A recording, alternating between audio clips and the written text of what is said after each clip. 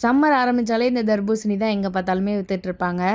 இந்த சம்மரில் தான் நம்ம ரொம்பவே லேட் ஆகிடுச்சு வாங்குறதுக்கு. அதுக்கான ரீசன் பார்த்திங்கன்னா நிறைய வீடியோஸ் வந்து இந்த மாதிரி கலர்லாம் வந்து சேர்க்குறாங்க அப்படின்லாம் போட்டுட்ருந்தாங்க. அது ஒரு ரீசனு. இன்னொன்று வந்து பார்த்திங்கன்னா சின்னதாக வாங்கினோம் அப்படின்னா அந்த பழம் வந்து அந்தளவுக்கு டேஸ்ட்டாக இருக்காது. கொஞ்சம் பெருசாக ஒரு 5 கிலோ 6 கிலோவில் வாங்கினோம் அப்படின்னா நல்லாயிருக்கும். ஸோ 2 பேர் வாங்கி எப்படி அவ்வளோ சாப்பிட்றது அப்படின்னு வாங்கவே இல்லை. ஸோ ஊருக்கு போகிறப்ப சாப்பிட்டுக்கலாம் அப்படின்னு விட்டாச்சு.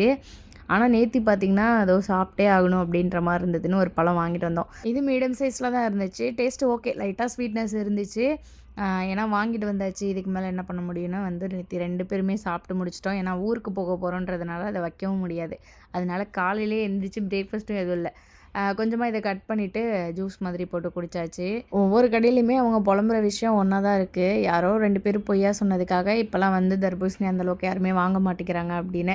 ஏன்னா அந்த வீடியோ ஃபஸ்ட்டு பார்க்கும்போது நம்மளுக்குமே அப்படி தான் இருந்தது. தர்பூசணியில் வந்து கலர் மிக்ஸ் பண்ணி பழுக்க வைக்கிறாங்களா அப்படின்ற மாதிரி. ஆனால் அதுக்கப்புறம் அவங்க தோட்டத்திலேயே அந்த தர்பூசணி பறித்து ஒரு லைவ் டெஸ்ட் மாதிரிலாம் பண்ணி நிறைய பேர் வீடியோ போட்டிருந்தாங்க. நமக்கு தெரிஞ்சது இது ஒரு விஷயந்தான். பட் நிறைய விஷயங்கள் நம்ம சாப்பிட்றதுல இந்த மாதிரி நடந்துட்டு தான் இருக்குது. பட் அதெல்லாம் நமக்கு எதுவுமே தெரியல. சரி வாங்கி ஒரு வாட்டர்மெலன் சாப்பிட்றதுல எதுவும் ஆக போகிறதில்லன்னு வாங்கி அதை ஜூஸ் போட்டு குடித்தாச்சு, சாப்பிடவும் செஞ்சாச்சு.